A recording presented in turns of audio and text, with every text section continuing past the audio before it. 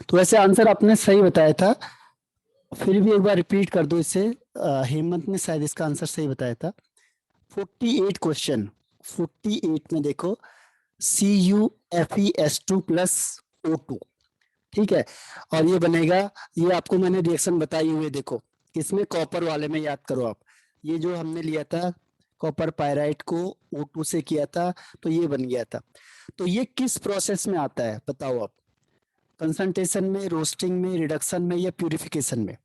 कौन रोस्टिंग। सा आंसर आप टिक करोगे?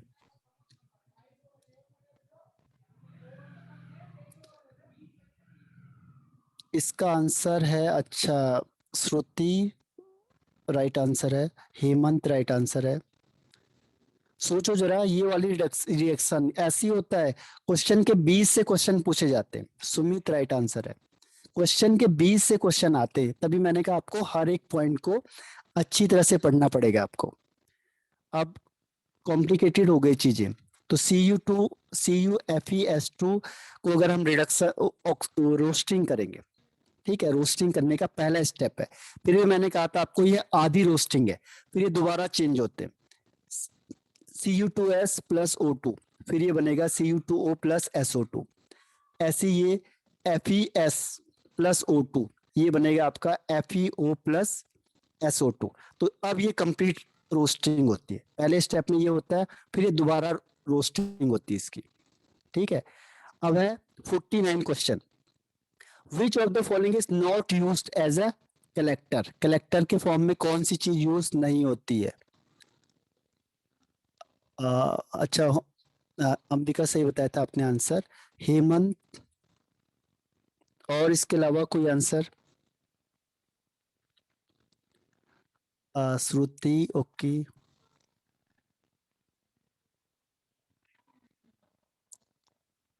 और कोई आंसर?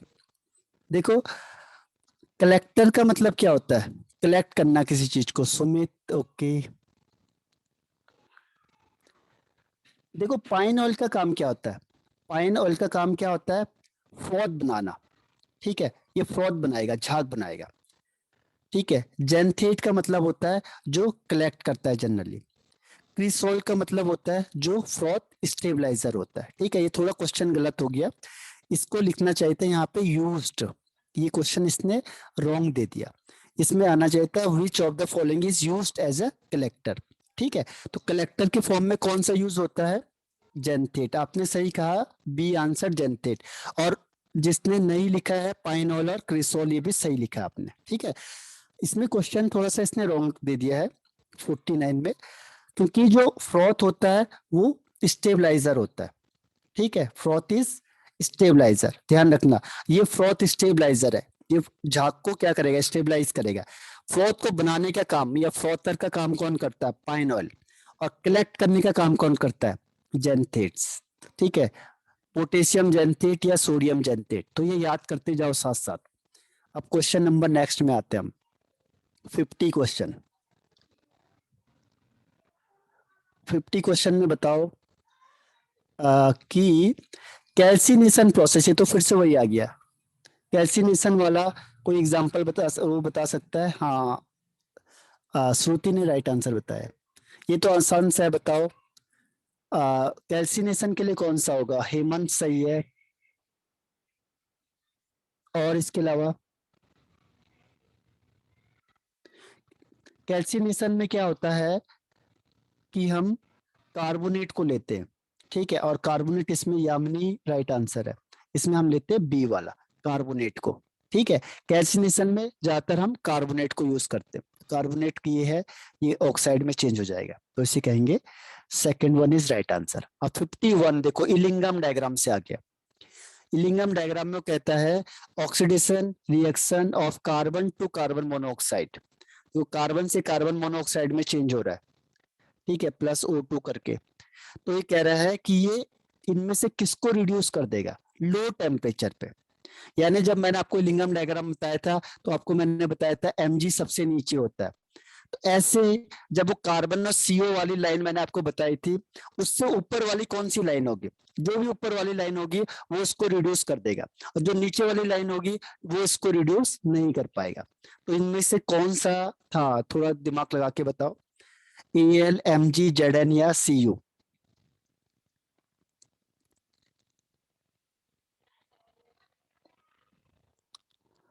हाँ, अंबिका, श्रुति राइट आंसर है। हाँ हाँ, अंबिका ने सही रीजन भी सही बताया, और सुमित और यामिनी।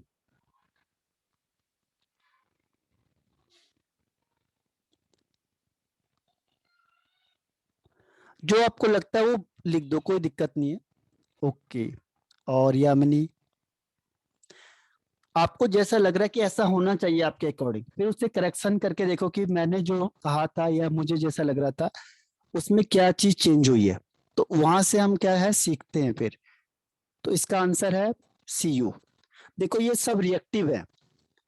एल मैंने आपको बताया था, सबसे नीचे वाली लाइन किसकी थी, एम जी की। एम जी को इनमें से कोई भी रिडक्शन नहीं कर सकता है। दूसरी लाइन किसकी थी, ए एल की। A M G A L को रिड्यूस कर देगा। उसके बाद जेड एन वाली थी, फिर कार्बन की थी, और फिर लास्ट में कॉपर, क्योंकि कॉपर सबसे कम रिएक्टिव होता है, तो इसको हर कोई रिड्यूस कर देगा। ठीक है, तो जो नीचे वाली लाइन का होगा उसको कोई रिड्यूस नहीं कर पाएगा। ठीक है, तो इसका आंसर क्या हो गया, कॉपर। कॉपर कम रिएक्टिव होता है, तो इसको रिड्यूस कर देंगे। ये ज्यादा रिएक्टिव होते हैं तो इसको हटाना बहुत मुश्किल है। ठीक है, इसीलिए तो ये लाइन है जो, ये तीनों की लाइन इससे कार्बन टू सीओ से नीचे होती है, तो जो लाइन नीचे होगी वो बेस्ट रिड्यूसिंग एजेंट है, यानी एमजी इन सबको रिड्यूस कर देगा। एल एमजी को रिड्यूस नहीं कर पाएगा, बाकी सबको रिड्यूस कर देगा। जेड एन इसको रिड्यूस नहीं कर पाएगा, बाकी ऊपर वालों को रिड्यूस कर देगा। तो जो भी लाइन नीचे होती है वो बेस्ट रिड्यूसिंग एजेंट होता है, ऊपर वाला कम होता है। ठीक है, अब 52, 52 में ध्यान रखना है कि जो डेल जी है उसकी वैल्यू नेगेटिव आनी चाहिए, और आपको मैंने एक फॉर्मूला बताया था, del G is equal to del H minus T del S. अब इस फॉर्मूले से इसको सॉल्व करना है। ठीक है, 52 क्वेश्चन को इस फॉर्मूले से सॉल्व करना है। तो हम क्या करेंगे कि ये डेल जी की वैल्यू नेगेटिव आ जाए, तो इसमें कौन सा केस अप्लाई करेंगे, यामिनी, अच्छा, श्रुति, ओके, और इसके अलावा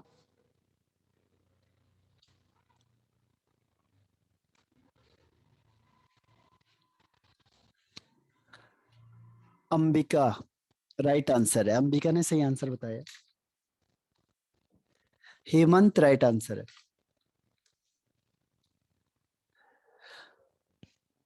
देखो, इससे अप्लाई करना हमने, और कैसे अप्लाई करना है देखो, डेल एच की वैल्यू तो नेगेटिव होगी होगी।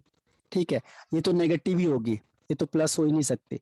अब अगर ये वैल्यू प्लस हो गई तो क्या होगा, प्लस इंटू माइनस का माइनस हो जाएगा, तो आंसर माइनस में ही आएगा, तब तो आप टेम्परेचर कुछ भी रख लो।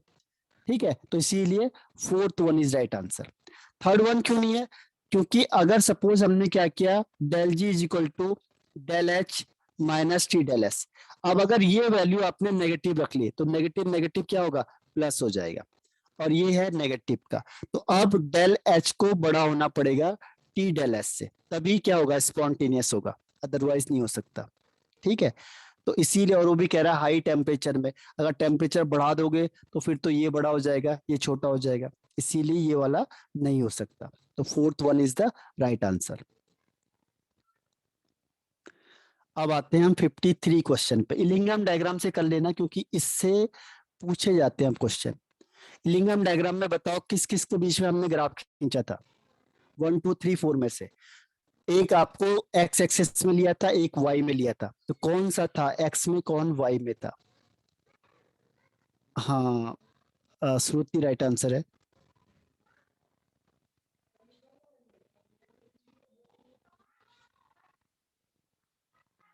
और इसके अलावा अंबिका राइट आंसर है, हेमंत राइट आंसर है, सुमित।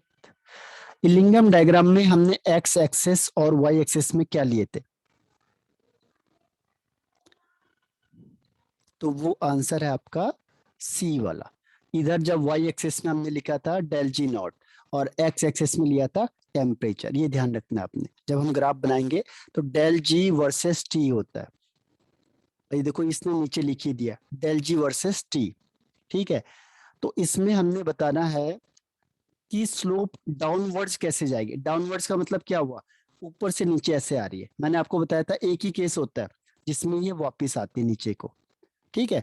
तो कौन सा केस है, और फॉर्मूला यही है, देखो del G is equal to del H minus T del S. कौन सा ऐसा केस है? Okay Ambika, very good, Ambika ने सही बताया। और किस बेस पे हम इसे डिसाइड करते हैं, देखो डेल एस के बेस पे। डेल एस, डेल एस होगा, देखो ये तो नेगेटिव ही होता है। अगर डेल एस की वैल्यू नेगेटिव हुई तो क्या होगा, ये प्लस हो जाएगा, ठीक है। और अगर इसकी वैल्यू प्लस हुई तो ये नेगेटिव हो जाएगा। तो किस बेस में ये प्लस होता है वो देखना है आपने। तो डेल एस की वैल्यू किस केस में प्लस होगी? सुमित, ओके। डेल एस की वैल्यू बताओ किस बेस पे प्लस होगी। और जिस बेस पे प्लस होगी उस बेस पे क्या होगा, वो डेल एस प्लस होगा। अच्छा आपने आंसर बता दिया, एक बार और सोच लो, एक आंसर सही है बस आप में से।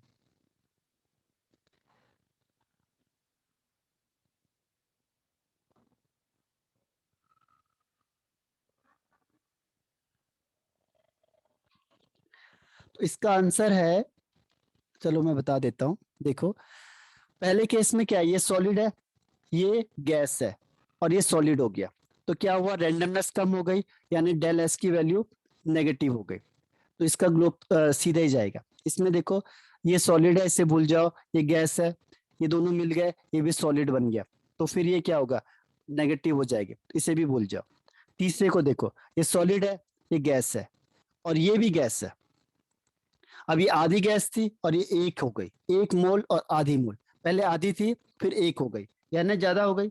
उस केस में क्या होगा, उस केस में होगा कि रैंडमनेस बढ़ जाएगी। पहले आधे ही लोग क्या कर रहे थे, घूम रहे थे, अब एक लोग, एक है 1 मोल, तो ज्यादा घूमेंगे, यानी यहाँ पे डेल एस की वैल्यू क्या होगी, प्लस हो जाएगी। तो इस केस में ग्राफ नीचे आ जाएगा, ठीक है। चौथा देख लो, इसको ये भी गैस है तो एक ये हो गया और हाफ ये हो गया, 1.5 हो गया, और इसमें 1 है। पहले 1.5 था फिर 1 हो गया, तो कम हुआ, तो कम होगा तो नेगेटिव वैल्यू। तो डेल एस की नेगेटिव देखो, 3 जगह नेगेटिव है, एक जगह पॉजिटिव है, तो third is the right answer, ठीक है। अब क्वेश्चन नंबर 55 देखो, ये क्वेश्चन आ गया ब्लास्ट फर्नेस से। ब्लास्ट फर्नेस का क्वेश्चन आ गया ये, कि इन द ब्लास्ट सर कौन फर्नेस सा करेक्ट था? है, कौन सा करेक्ट था? Third one, third.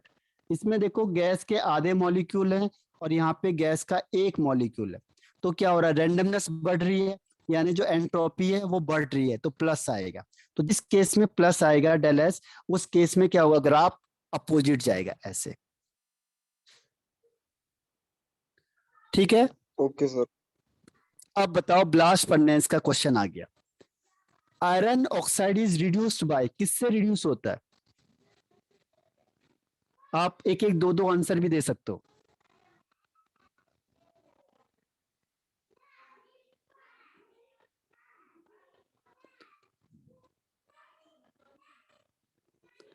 हाँ अंबिका ने सही दिया है, और श्रुति ने, देखो रिड्यूस कह रहा हो, रिडक्शन कार्बन किसके थ्रू मोनोऑक्साइड। होता है?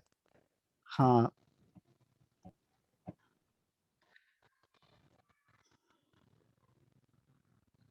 और इसके अलावा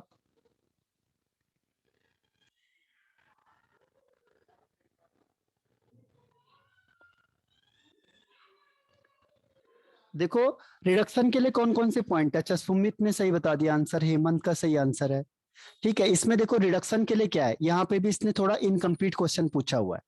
इसमें कह रहा है आयरन ऑक्साइड जब FeO होता है तो जनरली ये CO से रिड्यूस हो जाता है। आपको मैंने बताया था, जब क्या है कम टेम्परेचर होता है तो हम CO को यूज करते हैं। ध्यान रखना, जो पहला वाला हम स्टेप कर रहे थे, शुरू वाला, जब लो टेम्परेचर में कर रहे थे, तो वहां पे FeO किस में चेंज हो रहा है, Fe में हो जाता है और CO2 रिलीज हो जाती है। ठीक है, तो लो टेम्परेचर में CO पे और हाई टेम्परेचर में C पे, तो दोनों आंसर सही है इसके। ठीक है, लेकिन ब्लास्ट फर्नेस में ज्यादा हम प्रीफर किसको देते हैं, जहां पे वो लो टेम्परेचर होता है। वो मैंने आपको दिखाया भी था स्टार्टिंग में कि FeO उसमें चेंज हो जाता है। तो यही मैं कह रहा हूं, देखो कंफ्यूजिंग वाली चीजें आती हैं जहां पे दो दो आंसर होते हैं, तो वहां पे हम लोग क्या करते हैं कि वहां पे आंसर कैसे करना है।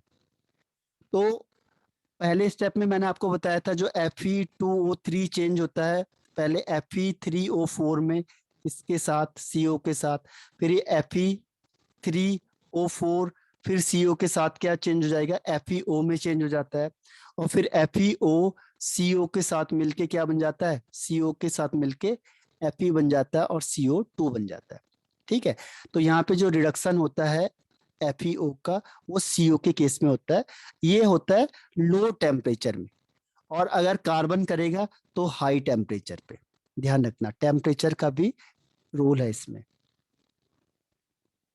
तो क्लियर हुआ ये 55 क्वेश्चन। बाकी ये नहीं है, सिलिका तो किसके लिए यूज होता है, सिलिका इम्प्योरिटी होती है, और लाइमस्टोन हम यहाँ पे फ्लेक्स डालते हैं।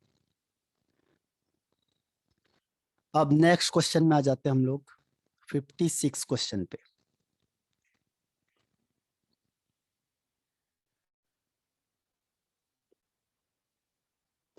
56 क्वेश्चन को पढ़ो, क्या लिखा है, furnaces are line with calcium oxide because, जो फर्नेस होते हैं उसको हम लाइन कर देते हैं कैल्शियम ऑक्साइड से, क्यों। 56 का आंसर क्या होगा।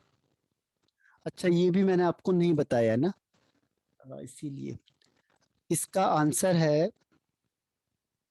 हाँ आप लोग ने थोड़ा ये मिस्टेक मैंने कर दिया आपसे, ये रिफ्रैक्टरी फर्नेस होता है। ठीक है, ये होता है जो हमने लिक्वेशन में यूज किया था। लिक्वेशन में जो हम ये स्लोपिंग हार्ट के थ्रू दिखाते हैं, जिसमें सेम टेम्परेचर होता है, उसमें जो फर्नेस यूज होता है वो रिफ्रैक्टरी फर्नेस होता है। ठीक है, ये ध्यान रखना था, ये मैंने बताया नहीं आपको। तो इसमें C आंसर है, इसको मैं आपको भी डिटेल में बता दूंगा, रिफ्रैक्टरी फर्नेस का। ठीक है, तो 57th वाला क्वेश्चन, 57th वाला आसान है। देखो, फिर ब्लास्ट फर्नेस का क्वेश्चन आ गया। ब्लास्ट फर्नेस भी इंपॉर्टेंट है। In the preparation of impure iron identify the reaction. देखो, फॉर्मेशन ऑफ स्लैग, जब आप स्लैग फॉर्मेशन करते हो, जो सेकंड स्टेप में बताया था मैंने, 4 स्टेप थे ब्लास्ट फर्नेस के, तो सेकंड स्टेप में स्लैग फॉर्मेशन होता है। तो इनमें से कौन सा आंसर सही होगा, ये एक बार पहले भी क्वेश्चन आ चुका है। हेमंत राइट आंसर है। और इसके अलावा देखो, ये क्वेश्चन रिपीट हो चुका है 2 टाइम्स, लगभग 2-3 टाइम्स, तो इसमें से कौन सा आंसर होगा। स्लैग फॉर्मेशन, आप खुद सोच लो, स्लैग किसमें बन रहा है इन चारों में से, इन चारों में से जिसमें स्लैग बन रहा है वही आंसर है। तो स्लैग कब बनता है, जब इंप्योरिटी और फ्लक्स आपस में कंबाइंड होते हैं। हाँ, अंबिका यामिनी राइट आंसर है। ठीक है, इसका आंसर है थर्ड वन। ये देखो, हमने कई बार इसे रिपीट किया है कि CaO, ब्लास्ट फर्नेस में CaO क्या होता है, फ्लक्स होता है, और इसमें इम्प्योरिटी कौन सी होती है, सिलिका की इम्प्योरिटी होती है। ये दोनों मिल जाते हैं और ये बन जाते हैं स्लैग, जो लाइटर होता है, और जो अपर लेयर बनता है वो स्लैग होती है, जो लोअर लेयर बनता है वो इम्प्योर आयरन या पिग आयरन होता है। 57 क्वेश्चन है। अब 58 क्वेश्चन, 58 में क्या होगा, refractory materials are generally used in furnaces, ये भी वही उसी से आ गया है, रिफ्रैक्टिव फर्नेस से ही आ गया है। लेकिन अगर आप इसमें टिक लगाना चाहो तो किस में लगा सकते हो, रिफ्रैक्टिव मटेरियल कौन से होते हैं, जैसे आपने फर्नेस बनाया तो उसमें हम मटेरियल को यूज करते हैं, उसको क्यों यूज करते हैं? हाँ, अंबिका ने बिल्कुल सही आंसर बताया है बी। और श्रुति का भी राइट आंसर है। इसमें देखो, अब कई बार सेंस ऑफ ह्यूमर भी यूज करना पड़ता है माइंड को, कि जो फर्नेस होता है उसमें बहुत ज्यादा हीटिंग होती है, तो हीटिंग होगी तो हम क्या करेंगे उसके लिए? यामिनी और सुमित, सुमित का राइट आंसर है। तो इसमें हम क्या करते हैं, जब इतनी ज्यादा हीटिंग है, फर्स्ट भी सही है यामिनी, लेकिन इसमें ज्यादा आंसर सही कौन सा है? सेकंड वाला, क्योंकि वो उतने हाई टेम्परेचर में भी वो कुछ ना हो उसका, मेन यही है, क्योंकि इसमें टेम्परेचर का रोल बहुत ज्यादा है, इसमें बहुत ज्यादा हम टेम्परेचर देते हैं, तो हम ये चाहेंगे ना कि वो उसमें क्या रहे। जैसे मैंने आपको बोला था कि आप ईंट को यूज करोगे तो जल के खत्म हो जाएगा उसी समय, तो पूरे की पूरी जो फर्नेस है वो तो खत्म हो जाएगी। तो हम ऐसे मटेरियल को यूज करते हैं कि वहां पे वो हाई टेम्परेचर को सफर कर सके। ठीक है, तो हाई टेम्परेचर में भी वो क्या रहे? खड़ा रहे, तो B1। अब है 59, इसमें क्या है, विच of the following reaction taking place in blast furnace during extraction of iron is endothermic? ये एंडोथर्मिक वाला भी मैंने आपको बताया हुआ था, 59 वाला, याद करो जरा। एंडोथर्मिक मतलब जिसमें हीट चाहिए, तो हीट किस में चाहिए होती है? हाँ, यामिनी, श्रुति राइट आंसर है, नहीं बाकी मिस कर गए। कौन सा ऐसा है जिसमें एंडोथर्मिक है, हीट रिक्वायर्ड? वैसे जनरली हीट रिक्वायर्ड सब में होती है, लेकिन आपको देख के पता कैसे चलेगा? देखो, जब भी कोई रिएक्शन क्या होती है, डिकम्पोजिशन रिएक्शन होती है। हाँ, अंबिका ने सही बताया आंसर। ठीक है, जब भी कोई क्या होती है, डिकम्पोजिशन रिएक्शन होती है, तो उसमें क्या होता है, हीट रिक्वायर्ड होती है, ध्यान रखो।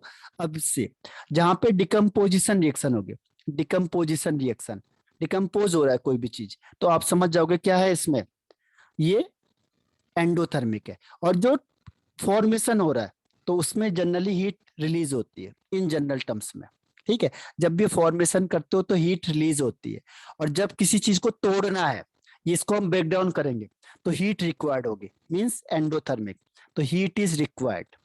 ठीक है, तो जनरल में याद रखो, जब किसी को ब्रेक डाउन करेंगे तो हीट रिक्वायर्ड होगी, और अगर किसी को फॉर्मेशन होगा तो हीट रिलीज होगी।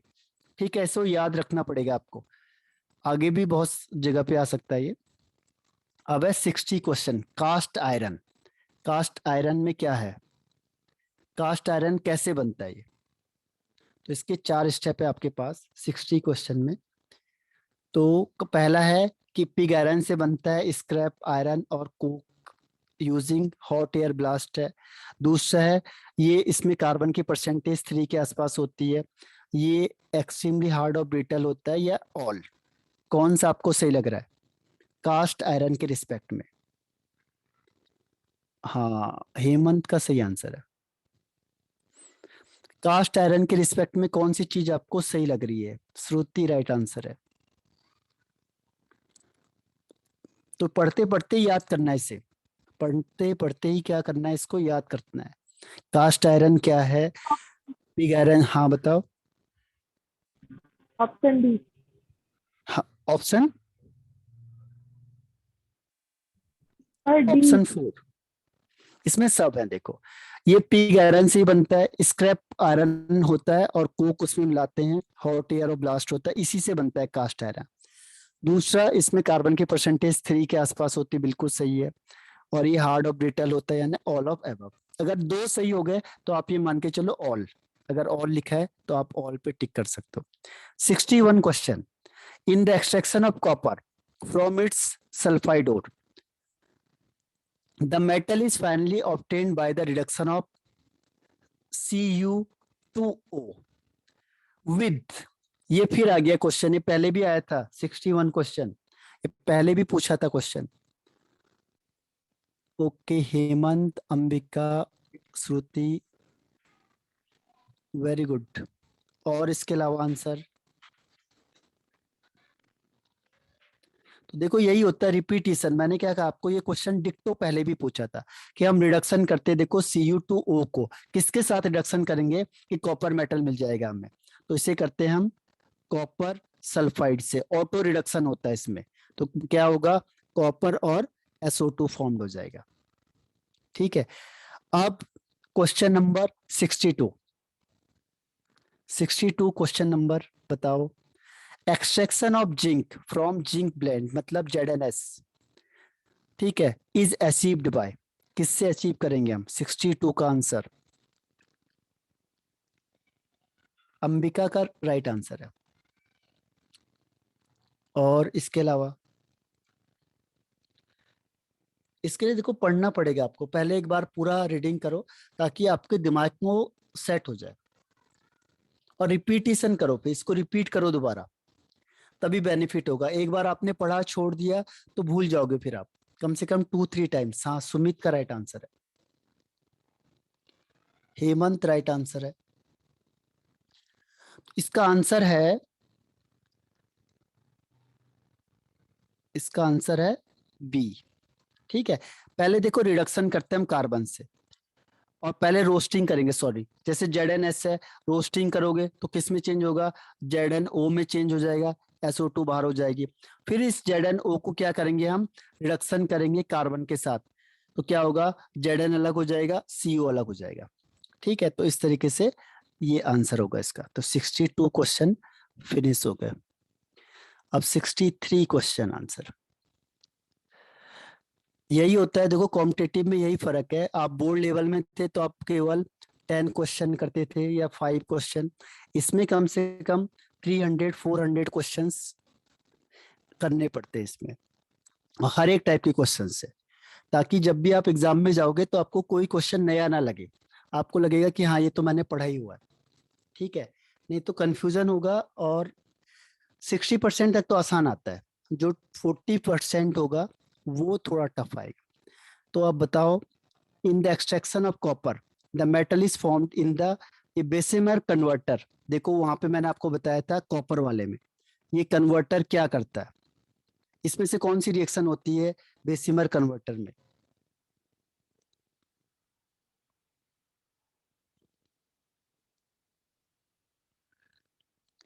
इसमें से कौन सी रिएक्शन होगी बेसिमर कन्वर्टर में? पूरा आपको जब लास्ट मैंने बताया था तो बेसिमर कन्वर्टर के बारे में आपको बताया था मैंने। ठीक है, याद करो थोड़ा सा। अंबिका और श्रुति, गुड, वेल ट्राई। और इसके अलावा हेमंत है, और ट्राई करो जैसा आपको लगता है। कोई जरूरी नहीं है इस समय कि आप सही आंसर बताओ, जो आपको सही लगता है वो आप बता सकते हो, जैसा भी आपको सही लगेगा वो आप बता सकते हो उसे।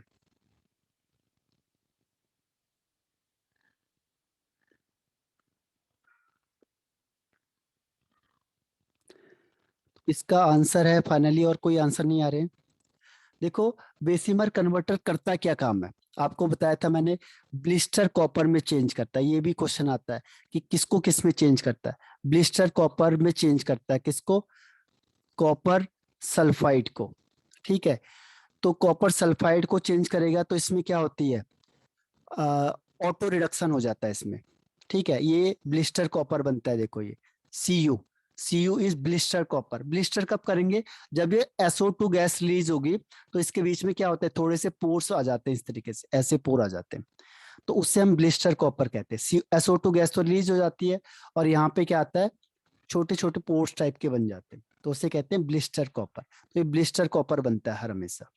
ठीक है, और ऑटो रिडक्शन भी सी के अंदर हो जाता है, तो ये हमारा फर्स्ट आंसर हो जाएगा। क्लियर है? तो इसमें ब्लिस्टर कॉपर बनता है, ये याद रखना है। चलो आज के लास्ट क्वेश्चन ले लेते हैं, बाकी आप लोग खुद देखना, और फिर मुझे पूछना है संडे को। ठीक है, और मैं आज कल से P ब्लॉक स्टार्ट कर दूंगा, वो भी इंपॉर्टेंट है। इसमें बताओ, aluminium thermite process is used for the extraction of metal whose oxide are? 64 का। ओके, Sir, not हाँ बताओ। easily reduced by carbon. Okay, not easily reduced, okay. और इसके Sir, अलावा option B. ऑप्शन बी, ठीक है। और ऑप्शन बी राइट है, चलो बता ही देता हूँ मैं, ऑप्शन बी इज राइट। ठीक है, सुमित और श्रुति, अंबिका, ये सही है कि जो मैंने आपको क्या कहा कि 90% हम कार्बन से करेंगे, बाकी अगर इससे नहीं हो सकता तब हम एल्युमिनियम को ट्राई करेंगे, तब हम इलेक्ट्रिसिटी को ट्राई करेंगे, उसके बाद करेंगे हम ट्राई बाद में। पहले हम किससे ट्राई करेंगे? कार्बन से, हर एक को कार्बन, क्योंकि सबसे सस्ता मिलता है और इजिली प्रोवाइड हो जाता है, तो इसीलिए हम पहले प्रेफरेंस किसको देते हैं? कार्बन को। जो भी मेटल कार्बन से नहीं होगा तब हम उसे दूसरे से ट्राई करते हैं, एल्युमिनियम से करेंगे, इलेक्ट्रिसिटी करेंगे, किसी में ऑटो रिडक्शन हो जाएगा, लेकिन फर्स्ट प्रायोरिटी क्या होती है? कार्बन से। तो 90% जो रिडक्शन होते हैं वो कार्बन से होते हैं। ठीक है, तो देखो 64 क्वेश्चन, तो इसमें हमने कम से कम इस चैप्टर के हमने 120 के आसपास क्वेश्चन कर लिए टोटल। ठीक है, और अभी मैंने आपको दिए हैं, अब मैं आपको कौन से क्वेश्चन दूंगा आगे? असर्शन और रीजन वाले, ठीक, एक और एक पैराग्राफ वाले, क्योंकि वो भी आएंगे तो उसकी भी प्रैक्टिस करेंगे, और ये मल्टीपल तो आएंगे ही आएंगे, और इसके अलावा क्रिटिकल थिंकिंग भी इसी में आ जाता है, लगभग मल्टीपल में ही आ जाएगा। तो हम इस टाइप के सारे क्वेश्चन की प्रैक्टिस करेंगे, ताकि अगर आप एग्जाम में जाओगे तो आपको कोई भी क्वेश्चन डिफरेंट नहीं लगेगा, लगेगा कि उसी में से आया है लगभग। ठीक है, तो इसे रिपीट कर लेना, और जो भी डाउट है तो उसे मुझे पूछना, और एक बार जरूर रिपीट करना, तभी आपको आएगा 1 या 2 टाइम्स, अदरवाइज क्या होगा? ये एस्केप हो जाता है माइंड से। ठीक है, तो कोई डाउट है तो मुझे पूछ लो अभी, और नहीं तो मैं इसे ऑफ कर देता हूँ। बताओ, एनी डाउट? रिपीटिशन इंपॉर्टेंट है, पहले बता रहा हूं मैं। पढ़ा के आपने पढ़ लिया, आप सोचोगे आ गया, तो बहुत मुश्किल है। आप खुद रिवीजन करोगे तो आपको आ जाएगा ये। ठीक है, तो मैं यहीं पे ऑफ करता हूँ इसे। Bye bye.